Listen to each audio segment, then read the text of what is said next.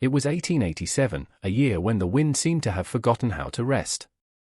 Trains arrived without guarantee, and the community of Abilene, Kansas, averted its gaze from a man who had nowhere left to turn.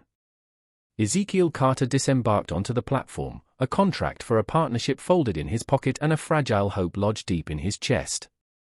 That hope began to wither almost immediately under the harsh sun.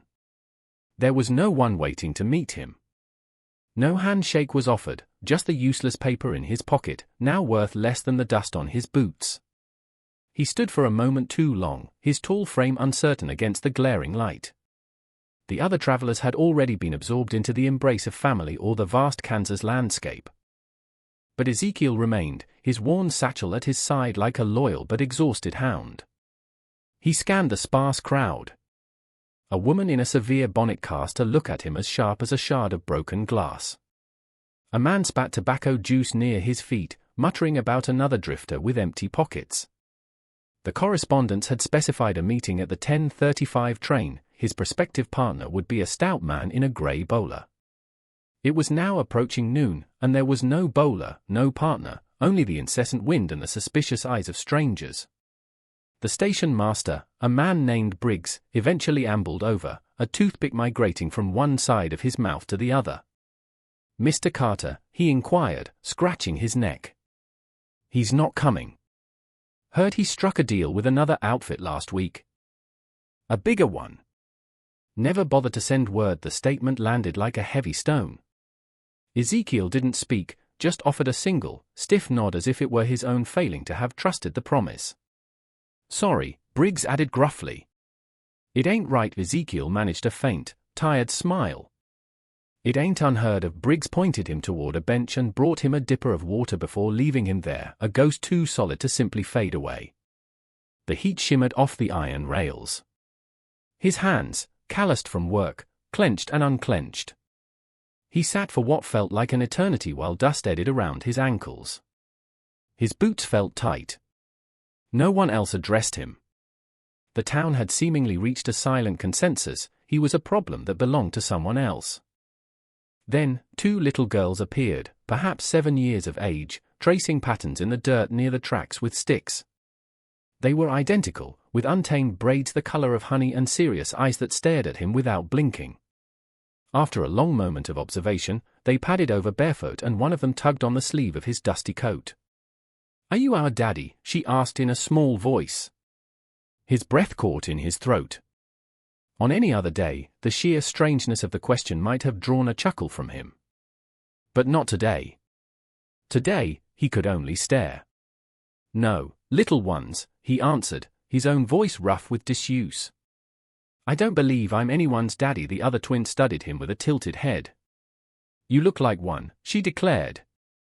"You look like a man who could build a fence and carry us both on his shoulders." Ezekiel blinked away, a sudden burn in his eyes. "I've built a few fences in my time," he admitted, attempting a smile. The girls beamed, proud of their deduction. "See," one of them said. Then, more quietly, "You could be our daddy if you wanted. We wouldn't mind." It was then that the woman approached, moving with a quiet grace that seemed to calm the very air around her. She was slender, with worry lines etched around her eyes but a strength in the set of her jaw. "Anna, Belle," she called, her voice gentle but firm. "It's time to come along now." The girls turned. "His nice, Mama." Ezekiel's gaze lifted to meet the woman's, and in that instant, the world seemed to hold its breath. It wasn't immediate recognition, but a deep, resonant pause. Then it struck him like a tremor deep in the earth. Nellie Mae Hollis. His Nellie. The woman he was supposed to come back for. He froze. So did she. The past was no longer a distant country, it folded in on them like a curl of smoke. He hadn't seen her in 6 years. 6 silent, agonizing years. Not since the war had taken her brother, his best friend. Not since his letters had stopped, and hers had been returned, unopened. He simply stared, and then, without a single word, she took each of her daughters by the hand and turned away. Ezekiel watched them leave, a heart hammering against his ribs, 2 small hands waving back at him over their shoulders. He remained on that bench long after they had vanished from sight.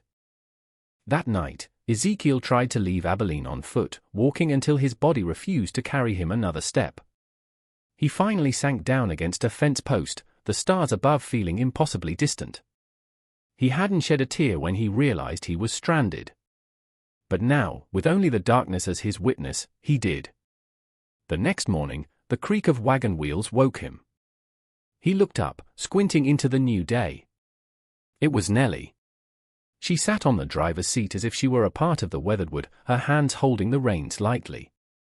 She didn't speak for a time, just regarded him with an expression he couldn't decipher. "You can't walk to nowhere in those boots," she said at last. "Or with that emptiness in your eyes." "I'll be fine," he rasped, forcing himself to his feet. "I'm sure you would be," she replied softly. "But you don't have to be," he hesitated. "Why?" She rubbed the back of her own neck, a gesture of unease he remembered well. "I have a small shed that's dry," she began, "and 2 little girls who won't stop chattering about the strong man at the station. I'm not offering you charity, Ezekiel. Just familiarity." His throat tightened. "Familiarity." She gave a small, sad nod. "You were once my future. Perhaps you can just be a friend for now." Without another word, Ezekiel climbed into the wagon. The journey to her small homestead was filled with the sounds of the horse's steady gait and the groan of the wheels. The place was modest, perched beneath the wide Kansas sky, but it was cared for. Chickens pecked at the ground. A dog gave a single bark and then resumed its nap in a patch of sun. Nellie gestured toward the shed. "You can stay there. It's clean enough." "It'll do," he murmured. That evening, he sat on a crate outside the shed, watching the sun bleed across the prairie. The twins appeared at his side as quietly as dusk itself. One handed him a tin cup of cool water. "Mama says you can stay," she announced. "That means you're real now." "I suppose it does," Ezekiel said softly. The other girl, emboldened, climbed onto his knee as if it were her rightful place. He stiffened, then slowly relaxed. "Tell us a story," she pleaded. He swallowed, then slowly began. "There was once a man who knew how to build things with his hands," he said, his voice low. "But the world broke his tools, one by one. So he stopped building. He just started wandering." "Did he ever fix his tools?" one of the girls asked, her head resting against his chest. "I don't know yet," he answered, his hand gently touching her braid. "The story isn't over." They fell asleep like that, nestled against him. From the porch of the small house, Nellie stood watching the scene bathed in the golden light, her face a canvas of old sorrows and new hopes. Perhaps she was remembering the boy who used to promise her forever under a willow tree. Perhaps she was wondering how she ever learned to live without him. As the sun finally disappeared, she turned to go back inside. But just before the door closed, she whispered something so quiet the wind almost carried it away. "I never stopped loving you." And from the shed, where Ezekiel held her sleeping children, his heart heard her, even if his ears could not. The following morning dawned wrapped in a silver mist. It hung low over the Hollis homestead, muffling the sounds of the world as if not to wake it too quickly. Ezekiel stood in the yard, his sleeves rolled up, an axe in his hands. He split firewood with a steady, rhythmic swing, the motion familiar and grounding. Chickens scrabbled in the dirt nearby. The scent of baking bread drifted from the house. No one had asked him to do the chore. No one needed to. He was a man who knew how to work, even if his life had lost its direction for a long while. Through the fog, Anna and Belle came running, their faces alight with the joy of some secret mission. One held a piece of carved wood, the other a length of twine. "We made you a sheriff's badge," they announced, tying it clumsily to his suspenders. "Now you have to protect us." Ezekiel's gruff exterior softened. "From what?" The twins exchanged a serious look. "From being lonely," one of them said. He knelt, adjusting the makeshift badge. "I reckon I can handle that job," he said, his voice thick. Inside the small house, Nellie watched from the kitchen window, a cup of tea growing cold in her hands. She hadn't asked him to stay, not in so many words. But every evening he was still there, and every morning his boots were by the shed door, as if they had found their place.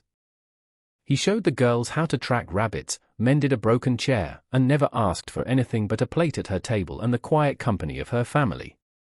But the town began to whisper.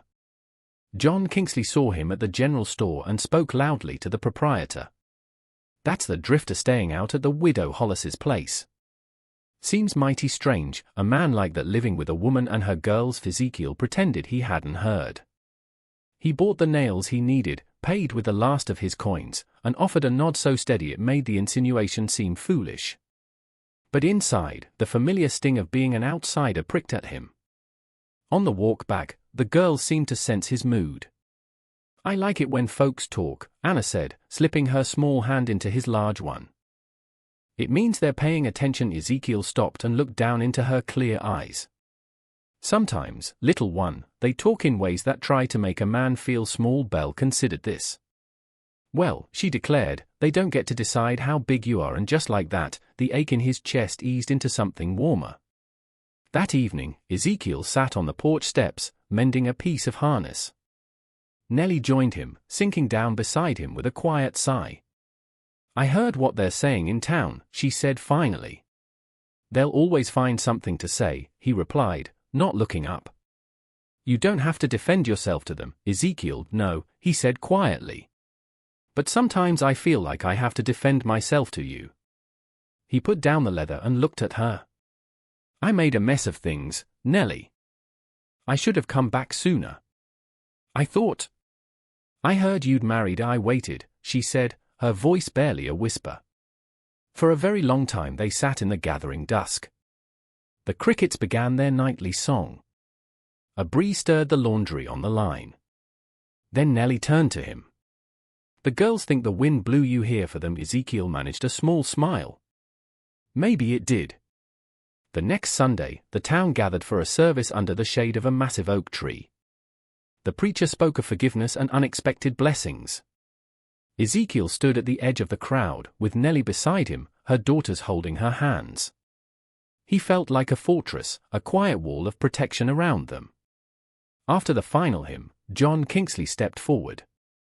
"Preacher," he said loudly, "we have a stranger in our midst, living in a way that is not proper. A man of unknown character living under the roof of a widow. Is this the example we wish to set?" A shocked silence fell over the gathering. Even the leaves on the oak tree seemed to still. Nellie's face flushed, but before she could speak, Belle stepped forward. She walked right up to Mr. Kingsley, placed a wildflower in his buttonhole, and said, "He's not a stranger. He tells us stories about the stars, and he fixes things that are broken." A few chuckles broke the heavy tension. The preacher cleared his throat. "It seems the child's testimony speaks more truth than most sermons." Then Nellie found her voice. All eyes turned to her. "I am not a preacher," she said, her voice trembling but clear. "And I have known my share of sorrow. But I know this. My girls found a father in their hearts before I found the courage to ask him to stay." Silence fell again, this time one of contemplation. Ezekiel looked down, his own cheeks burning, but not with shame. That night, he packed his satchel. Not because of the town's judgment, but out of fear. Fear that this fragile happiness was a dream that could dissolve like morning mist. He didn't want to be a burden, another broken thing she had to fix. But before he could slip away, the twins appeared in the shed's doorway, their eyes wide and shining with unshed tears. "Don't go," Anna whispered. "We just found you." He knelt before them. "What if I'm not what you think I am?" "You're better," Belle insisted. "You're better than stories." Behind them, Nellie appeared, holding a lantern that cast a warm glow on the scene. She took a deep breath. "I watched you get off that train," she said, her voice steady. "And I've never been more afraid in my life. Because I knew if I let you walk away from me again, I would never be whole." She stepped closer. "I don't have fancy words, Ezekiel. Just a house that's too quiet. Two girls who need someone to lift them up to see the world. And a heart that has been yours since the day we met." Ezekiel didn't reply immediately. He stood, took a daughter's hand in each of his, and walked past Nellie toward the house. He didn't say yes, but he didn't leave. The wedding was 3 days later, as quiet and gentle as a prayer. There was no white gown, just a simple blue dress Nellie owned and a sprig of wildflowers tucked into her hair. They were married at the railroad station, the very spot where he had arrived lost and defeated, and where he was now found and claimed. As they stood before the preacher, a train rumbled past. This time, its whistle didn't sound like a cry of loneliness, but like a tip of the hat. When Ezekiel kissed her, the girls clapped loud enough to startle the birds. The preacher wiped a tear from his eye. Ezekiel leaned in, whispering something for Nellie's ears alone. Whatever he said made her close her eyes and press her forehead against his. When the few guests had departed, Ezekiel lingered on the platform, watching the tracks disappear into the horizon. The sun was low, and a gentle wind was rising. Anna and Belle ran to him, their arms outstretched. "Daddy!" The wind seemed to catch the word and echo it. "Daddy!" Ezekiel's heart, which had felt like a locked room for so long, finally opened. Later, as twilight settled over the land, Ezekiel walked with Nellie to the porch of their home. He didn't carry her over the threshold. Instead, they walked in together, hand in hand, the girls trailing behind them. It was not a tradition being followed, but a promise being made. And in the peaceful hush that followed, as she leaned against his chest, Nellie whispered, "I never knew the wind could have a voice." Ezekiel held her closer. "It does," he murmured. "It's been calling you home all this time."